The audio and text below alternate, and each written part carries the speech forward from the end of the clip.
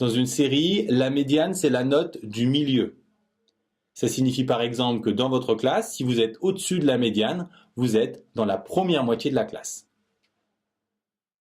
Attention de ne pas confondre moyenne et médiane. Ici, la moyenne, c'est 6, alors que la médiane, la note du milieu, c'est 3. Si vous avez 4, vous êtes le deuxième de la classe, ce qui ne vous empêche pas d'être en dessous de la moyenne. Par contre, vous êtes bien au-dessus de la médiane.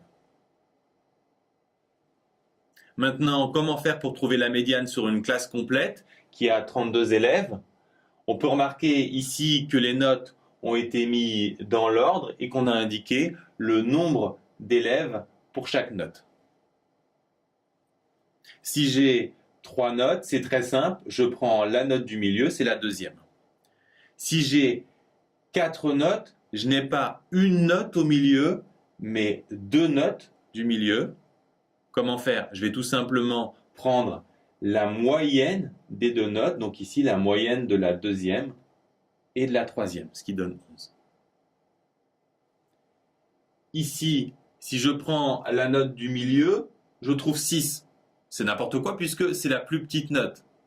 C'est pour ça qu'il faut toujours commencer par mettre les notes dans le bon ordre. Ensuite, c'est facile, on prend celle du milieu, donc pour 5, ça sera la troisième. Avec 6 notes, on a à nouveau 2 notes du milieu dont on va faire la moyenne. Donc on se rend compte qu'il existe 2 cas, le cas où l'effectif est impair, comme ici et là, et le cas où l'effectif est pair. Dans notre exemple, on a 32 notes, donc l'effectif est pair.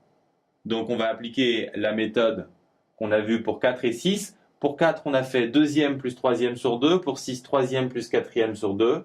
4, on est parti avec 2. 6 avec 3. Donc avec 32, on va partir avec 16. On va faire 16 plus 17e sur 2. Maintenant, comment trouver la 16e et la 17e? On cherche la 16e note. Ici, on en a 3, 8, 15. Donc la 16e va être ici, la 17e aussi. Donc la médiane, ça sera 13, on peut l'indiquer. Pour y voir clair, on rajoute une ligne où on met ces nombres justement qu'on a calculés. Ça s'appelle la ligne des effectifs cumulés croissants. Que signifie par exemple 26? Ça signifie que 26 élèves ont 14 ou moins de 14. Comment faire si on a 254 notes? D'abord, se demander si c'est pair ou impair. Parce que si c'est pair, on l'a vu, il faut faire la moyenne des 2 notes du milieu. On a vu plusieurs exemples. Ensuite, il faut se demander laquelle des 2 est la plus facile à trouver. Et la plus facile à trouver, c'est la première, parce qu'à chaque fois, on fait l'effectif sur 2. Et ensuite, on n'oublie pas de faire la moyenne des 2. Un exemple, n égale 72. La première des 2 notes du milieu, c'est donc 36 qu'on obtient en divisant l'effectif par 2. Puisqu'on a un nombre pair, il faut faire la moyenne des 2 notes du milieu. On cherche donc la 36e et la 37e. On rajoute la ligne des effectifs cumulés croissants pour la trouver. La 36e et la 37e sont ici, donc la médiane vaut 12. Dans les cas impairs, on sait que c'est différent puisqu'il y a une seule note au milieu.